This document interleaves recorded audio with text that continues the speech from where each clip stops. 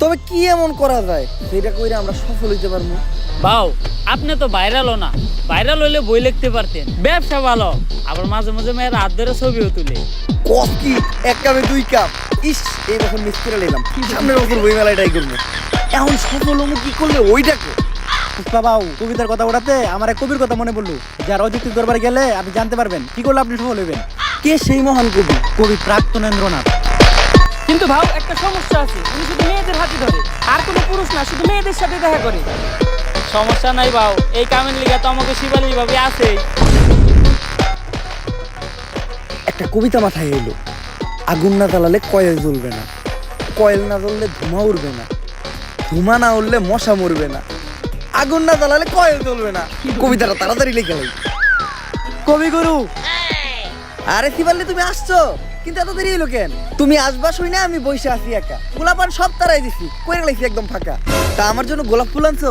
গোলাপ তো আনে নাই, কিন্তু ফুল আনছি গাঁদা, কারণ আপনার মাথার চুল সাদা। তুমিও কবিতা কও? বুঝলাম না, বাংলাদেশের সব মানুষ কেমন কবি হয়ে যাইতেছে। থাক, ফুল আনা লাগবে না, বসো। তুমি তো নিজেই একটা ফুল। আপনি এই জায়গায় বসে কি করতেছিলেন? আমি কবিতা লিখতেছিলাম, কারণ আমি প্রাক্তনকে কখনো ক্ষমা করবো না। তা কি কবিতা লিখলেন একটু শোনান তো। তা আমি শোনাবো, কিন্তু আমি প্রাক্তনকে কখনোই ক্ষমা করবো না। প্রাক্তন কি তোমার ক্ষমার হবে? কে বই আছে? বইয়া থাকুক বা না থাকুক, প্রাক্তনকে আমি কখনোই ক্ষমা করবো না। ক্ষমা করতে হবো না, আপনি কবিতা শোনান। কবিতা শুনাবো, কিন্তু আমি প্রাক্তনকে কখনোই ক্ষমা করবো না। আরে এটা কার কাছে আইলাম আমি? ও জীবনে তো চলে প্রাক্তন দিয়া। আচ্ছা থাক, কবিতা শুনুন। কবিতার নাম হলো প্রাক্তনকে কখনোই ক্ষমা করবো না। আমি প্রাক্তনকে কখনোই ক্ষমা করবো না, কারণ প্রাক্তনের নাম নিলেই ভিডিওতে ভিউ হয়, এজন্য ভিডিওতে প্রাক্তনের নাম নেওয়া বাদ দেওয়া যাবে না। তাই আমি প্রাক্তনকে কখনোই ক্ষমা করবো না। কবিতাটা কেমন লাগছে বলো? এটা কি কোনো কবিতা?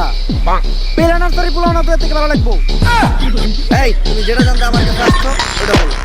কবিগুরু, আমি জানতে চাই বর্তমানে কি করলে সফল হওয়া যাবে?